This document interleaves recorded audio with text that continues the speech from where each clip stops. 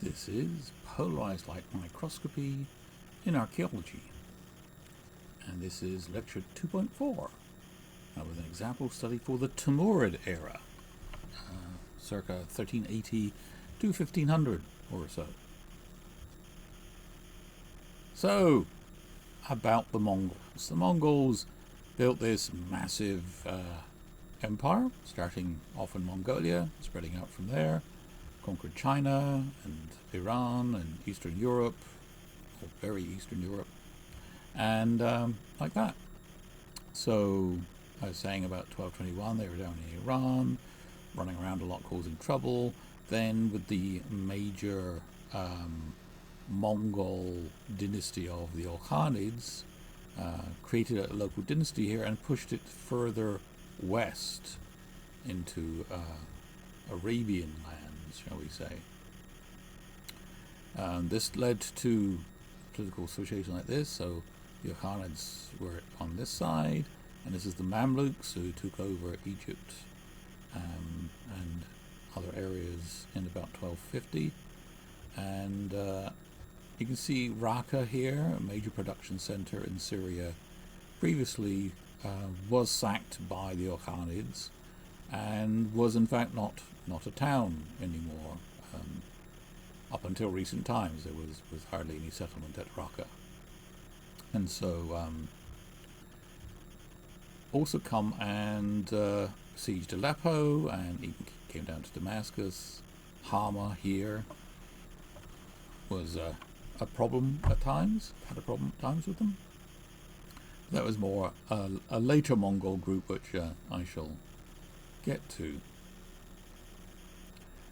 So, in Il-Khanid Iran, this is the last lusterwares made in Iran for a while. This is what I call Group 8, mostly based on the motifs. And most of these forms are a logical continuation of forms that had existed in the Islamic world across the Middle East for 100, 200 years, and had come to this conclusion.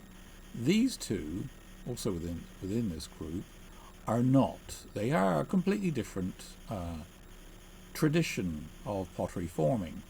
And in the succeeding phase, they are all like that, and the one after that. They're all like this. These hemispherical bowls with these narrow feet, narrow foot ring here, and these big broad dishes with these broad rims.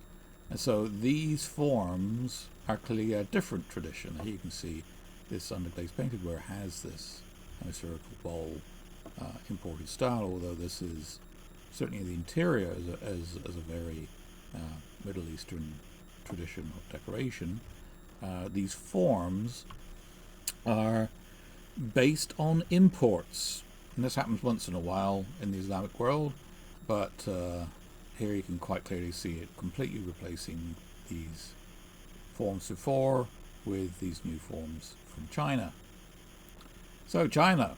So in the Song dynasty, most of China was under the Song dynasty in the earlier period, and the Song dynasty was very, not the dynasty itself, but the potters working for them made very nice pottery, mostly around down here. Other important Chinese pottery production centers which we'll come to is Longquan here and Jingdazhen up here. The later Song continued making really nice pottery down here, although they lost some of their northern areas. And this is the kind of pottery they like to make. And you can see it's beautiful stuff. Very highly fired, had very nice kilns, making this porcelainous ceramic with beautiful glazes, understated designs, very nice. The sort of elegant thing that people liked in this part of the world at that time. And then you got the Mongols. So the Mongols came and eventually conquered all of China under Kublai Khan and started what is known as the Yuan dynasty. The Yuan dynasty. And as you can see, it's big, it's everywhere. Actually the Goryeo dynasty ruled most of Korea, but they did it as long as the Yuan said it was okay. So in this time we get a continuation of this nice restrained, carved, glazed pottery. This is an actual Longquan object. This is often known as celadon, with this reduced iron lime glaze. They have different glaze traditions in China than they have in the Middle East, with a lime flux. And the thing about the Mongols is that they like colourful things. Here they come. And they like colourful things, and it's very hard to say no, because, you know, they're not like people who like no. They are people who like to say yes and make what they want. So the Yuan potters started making pottery using this underglaze painting technique, which had come from the Middle East. The painting is on the white ceramic body. In this case, it's porcelain, and then it has the glaze is over the paint. And it's even been suggested that some of the motifs may be related to Islamic pottery. Like this is thought to originally be calligraphy, which then turned into various motifs. And so this pottery was quite popular in China, popular with the Mongols, but you know, one place it's actually turned out to be very, very popular with was the people in the Middle East. They loved this beautiful porcelainous pottery with this beautiful paint on it. It's just blue and white, the cobalt blue. And they loved this. In fact, these 4 pieces are from the Topkapi Palace in Istanbul. We have quite a lot of data about Yuan blue and white from the Middle East. There's a number of palaces filled with this stuff. So we certainly know that this type of pottery, with its lotus patterns and its wave and rock motifs going here, see the wave and rock motifs, and with this segments of decoration, possibly derived from calligraphy, and also this motif with the rolling stem with the flowers on it. All these things became very important in the Middle East. So we've talked about Kashan, carried on making pottery under the Akhanids, stopped after a while, don't know why. Raqqa, of course, was destroyed. Damascus was quite important. So after Raqqa was destroyed, it seems that there's only evidence for production of this kind of beautiful glazed pottery in Damascus, and there's only one Petrofabric that exists in this 14th century pottery. So it's almost certain that that is what Damascus is, that Petrofabric. But I worked at Aleppo, which is up here, and I'm going to mention pottery from there.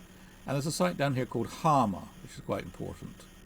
And this is important because of this man. Now, one of the things that happens in the archaeological record, and archaeology is a very difficult thing, because typically when people are living, they tend to, if you have like an entire occupation, and you can see where people are throwing their broken pottery, and it's all very nice, you can work out nice sequences of pottery. But if your focus is mostly to excavate palaces and castles and things like that, which is often a thing in the Middle East, you will often find that the pottery you find is the pottery that was broken when someone come and knocked the palace down. The Mongols did this, and another chap was this one, Timur. Timur came out of Samarkand in the 1330s and conquered large areas of the world. He invaded India, the Mughal dynasty of India think of themselves as being ancestors in a way of Timur, and not ancestors, descendants of Timur, and also going as far as Turkey. I think he actually, because the Ottomans were starting to pull things together then, and he actually got the chief Ottoman's head and turned it into a cup. Not very nice. And he also came into Syria and knocked down some palaces. So one of them was Aleppo. This is the citadel of Aleppo, and on top of this was a palace.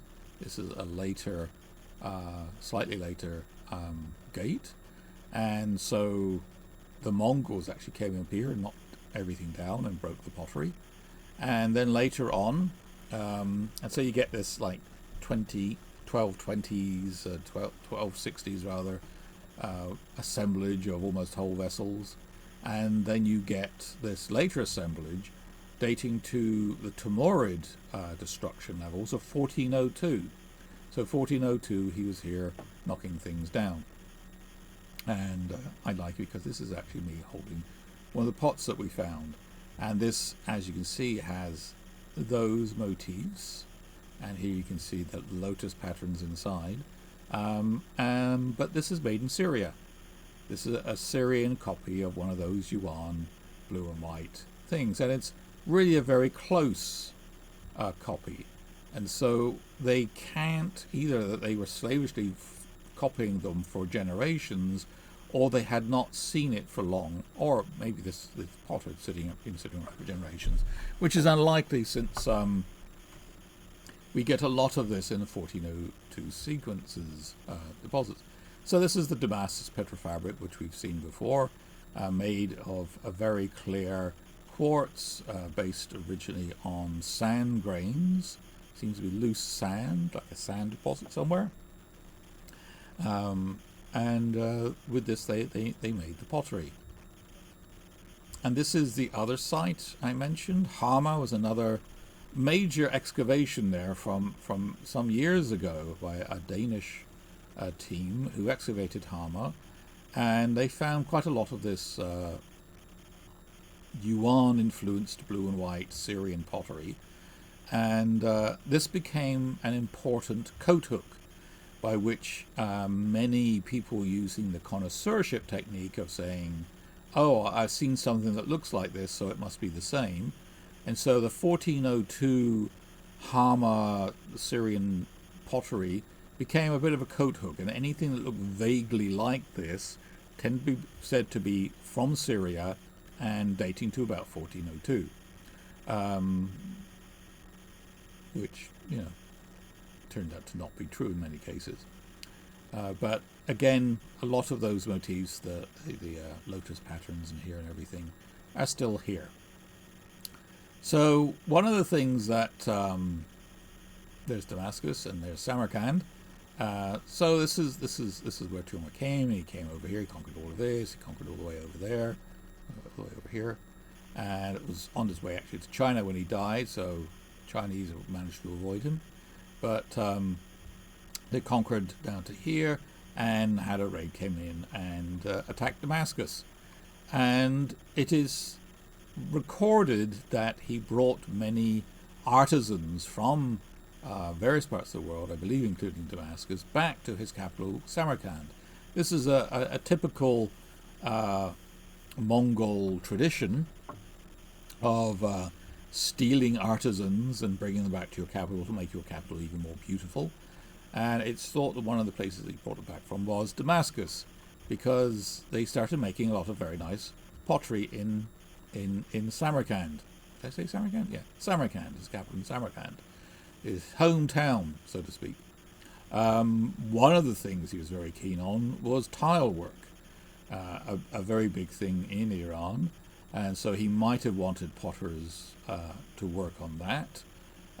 This is actually his tomb. That image I just showed you was a reconstruction of the body of the skull of Timur, which was found in his tomb. But There's also mosques in Samarkand and other buildings, madrasas, which have this beautiful tile work on it. So the Samarkand Petrofabric found in the pottery was not very nice, really. It also was sand, which is interesting. And you can see all of this is angular, and occasionally the larger bits will have rounded aspects to them. So that would suggest that they were taking a source of sand and crushing that to make the quartz-rich stone paste body, which is different than we know later Iranian, or earlier in fact, Iranian production centers were doing, where they are recorded as picking up cobbles from stream beds and crushing them to get the quartz. So here, which would be interesting, I assume it's possible to go in the river going by Samarkand and pick up quartz cobbles, if you can identify them, and break them, as was the tradition in Iran. But here they went and got a quartzo sand. But it's not especially quartzo. There's actually a lot of feldspars in here. There's a lot of alkali feldspars in here as well. And it seemed that over time, this seemed to be the first pottery made in Samarkand, and it became more feldspathic with time, and possibly the deposit of sand was starting to not be as good as it was at the beginning. So this is the kind of pottery they made at first. This is one of my drawings. This is, as you can see, like a step away from the copies of Yuan. So it's like not 1402, but somewhat later. And they were also making these more traditional geometric patterns with enough influence to indicate that this is of the same date, but of a continuation of local geometric traditions. But these beautiful figural motifs derived from the Chinese ceramics were very, very popular, even if they weren't getting very detailed. This is even more derived from the Yuan prototype, so we might be looking at a generation after 1402 and the mass deportation of, or it might not be mass, just a couple of them, of potters from Damascus to Samarkand. So this is Samarkand, and this first thing is actually about the Indian Ocean group. But what seemed to happen is that in about 1420, well, this doesn't seem to happen. This actually did happen.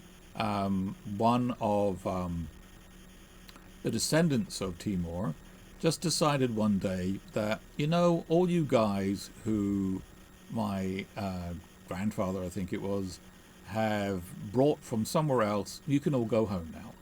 You don't need to all stay in Samarkand. Clearly the place was getting big and smelly, and he was just thinking, you know, all you potters can just go away and make pottery somewhere else, and all you other people. And so there was like a bit of an exodus, and in the like 1420s or so, it seems that a number of production centers started. One of them, I don't know where it is. It's called the Indian Ocean Group because the pottery is found around the Indian Ocean, basically at Siraf here, and in East Africa. Quite a lot of it was found in East Africa. So where it actually comes from, I don't know. I actually hypothesized it comes from up here, but let's not go into that. The ones in East Africa are often bowls set into mosques like this. So it's they're in quite good nick, you see, because they just come right out of a roof. Again, this is like 1420s, 1430s or 40s or something. It's more derived from that Yuan, those Yuan prototypes, and this is a related same fabric piece from Siraf. So you can see, you know, it may have come through Siraf on the way to East Africa. And this is the fabric, and this large fragment here is quite indicative And if you look at it carefully, it's polycrystalline quartz and slightly microcrystalline or even cryptocrystalline quartz here. And so if you think cryptocrystalline quartz, you're probably thinking chert. But then you probably won't get these bands of this coarser crystalline quartz. And what this seems to be is banding, which would suggest that this may actually be fragments of agate. So if you're making pottery with agate, there's probably an important basalt outcrop nearby, which is why I'd hypothesized Diyarbakir up in the upper Tigris-Euphrates basin. But who knows? A more important production center, insofar as we know where it is Nishapur. Nishapur is up here. And Nishapur we know about because they excavated kilns there. Isn't that nice? It's always nice when they actually excavate kilns and find wasters. This bit was warped in the kiln, and these breaks actually happen in the kiln. They will have glaze over them and are all messed up by actually being broken while it was being fired. So we know very well what the Nishapur Petrofabric looked like, and it has diagnostic feldspars, but not as many as the Samarqand fabric does, and it also has a lot of microcline tartan twinning, and so again sufficiently distinct from other stone pastes. The earliest Nishapur pot is probably this one at the Victoria, at the Ashmolean Museum rather. This you can probably really see. This is kind of yuan-y, a bit derived from the yuan, so it's sort of the sort of thing they would have made right after leaving Samarkand. So it's like the potters may have left Samarkand, come to Nishapur, and started making this pottery, and then started making their own stuff, more distinct stuff. This is one of the more distinct stuff. This is turquoise and black. This piece is actually dated, which is quite useful, but it's kind of unusual, and so the most common pottery was somewhat problematic, and that was often for many years, and till this day in some cases, associated with a village called Kubachi. This is Kubachi up here. So here's Nishapur. Kubachi is actually this small town. As you can see, it's up in the mountains. Not a normal place. You'd think, let's make a major pottery production center here. So I don't think they did. This is a Google Earth view of it. You can see this is just a bunch of houses, not like a major city. And you can see there's no ruins of other major cities here. In fact, getting up to here and getting back down again is a big problem. Not the sort of thing where you'd want major production centers of pottery. They were renowned for making other things here, mostly weapons. And so weapons actually transport very well, as long as you don't like handle them badly and get your finger cut or something. But when it comes to making them anywhere, it's like Swiss Army knives, you know, you make things that you can trade well. And so up here on their mountain, they made a lot of weapons and made a lot of money probably. And so a lot of pottery ended up here, and they used to hang them on the walls. And so in the early 20th century, Russian explorers came here and found all this pottery and said, oh, this is Kubachi pottery. And so Kubachi ware was made, and so there was a lot of, yes, this is made in Kubachi, which is really kind of absurd. But yes, so Kubachi wares.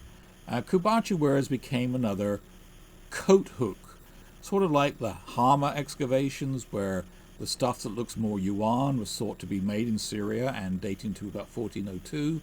Kubachi wares were this big pile of pottery still whole vessels sitting on the wall from when they were first acquired.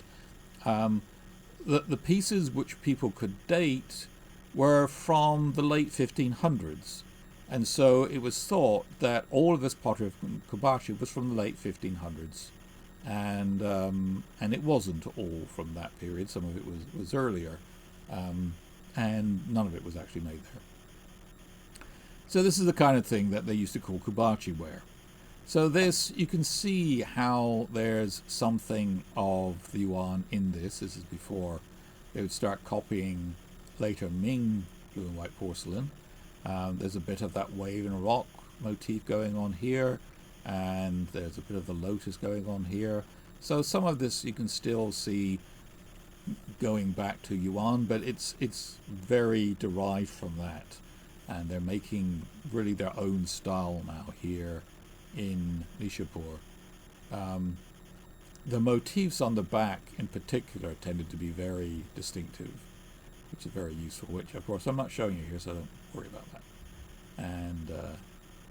And so on. This is one of the one from the late 1500s that's why the rest were dated to that sort of thing. But those other ones we can probably date into the 1400s, late 1400s. Mashhad was also important. That's here next to Nishapur.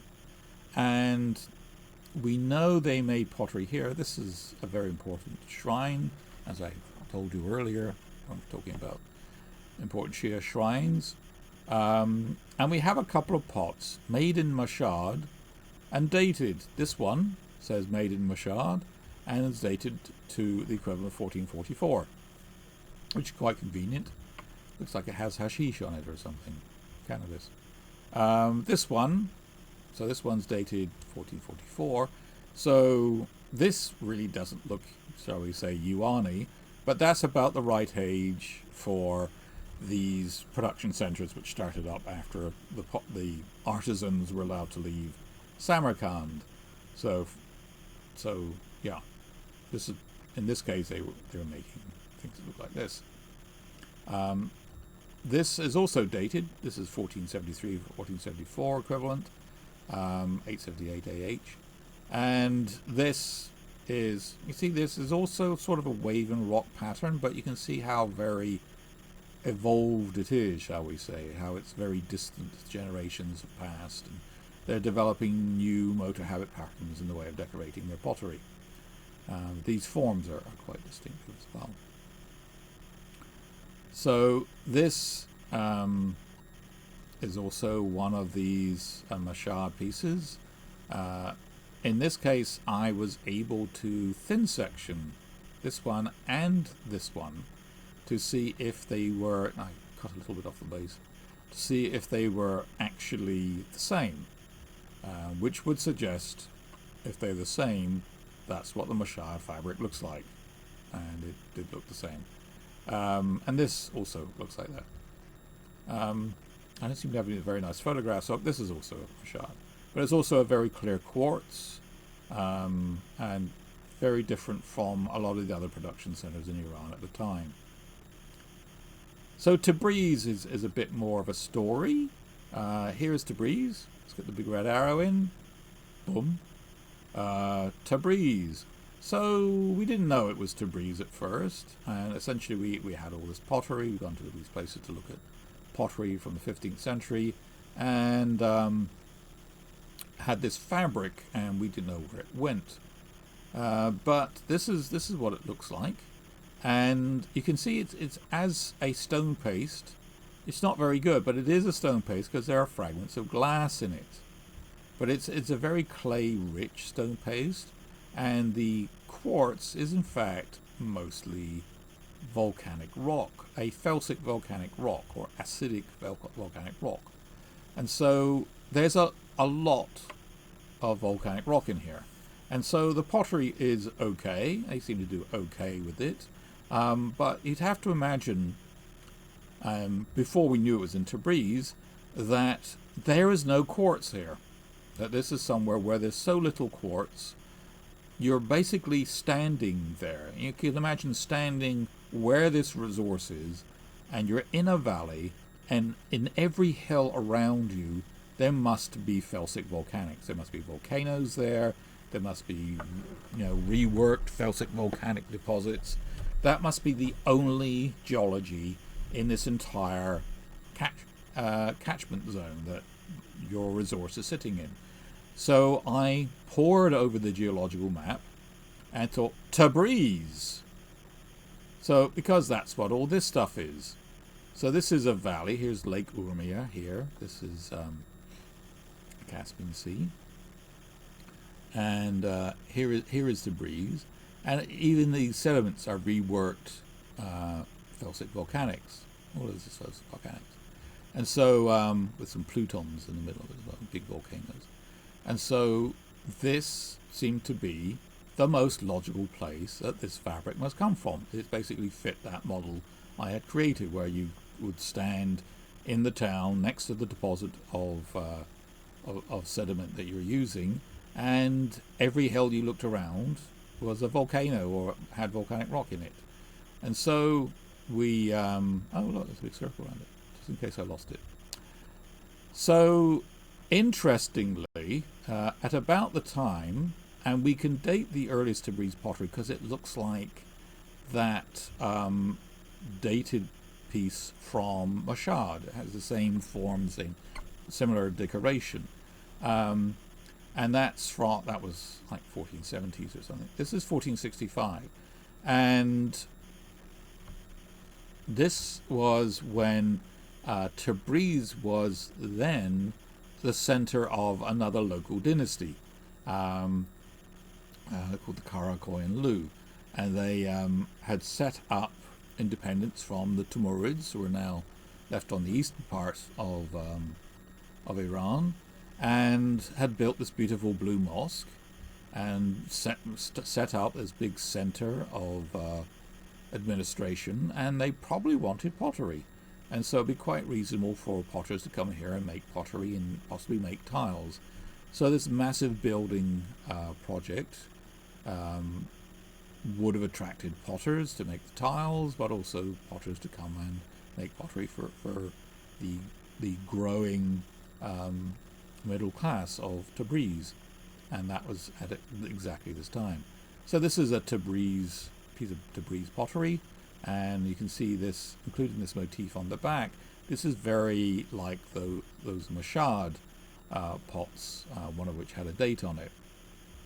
So we don't find these smaller dishes from Nishapur, so it's possible that this style was made in Mashhad, and Mashhad potters came here and made more pottery in Tabriz. Tabriz also made big pots. So this is actually now getting after 1500, but they made these big blue and white dishes with this sort of weed-like pattern on the back. It's quite typical of Tabriz. And so Tabriz became so important, it's recorded as being where potters came from to set up a production center for the Ottomans at Iznik.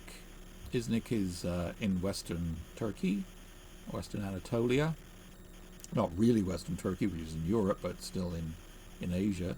And Iznik became a production center of pottery. And this dish is actually in the Ashmolean Museum in Oxford. And the curator there, for many years, had wondered where it was from, because it sort of looks like those Tabriz wares, which back in those days, of course, were Kubachi wares, because so many of them were found on the walls of Kubachi. Especially this rim looked very like Kubachi, or actually Tabriz, whereas these motifs looked like they were Iznik. And he's right. I mean, this basically looks like an entirely very nice early 16th century dish from Tabriz, but with these which look kind of these little flowers look kind of Izniki. And I thin sectioned it for him, which is kind of hairy because although this has a nasty crack in it, this has never been broken. So I was the first person in history to have damaged this piece of pottery, seriously. Of course, you can fill it in with plaster, no one will ever know, but I was able to tell him, yes, this was made in Iznik, because I could compare it with other Iznik pottery I had sampled. So that's the end of the story of the blue and white potters of Iran in the 15th century, possibly originally coming from Syria, where they were making blue and white pottery in imitation of the great centers of China, and where this whole evolutions continued, and also with further interesting evidence about potters moving around for where the jobs are, which is quite reasonable. It's something that happens today, where the jobs are where people go to get the jobs, and potters are just the same. Thank you.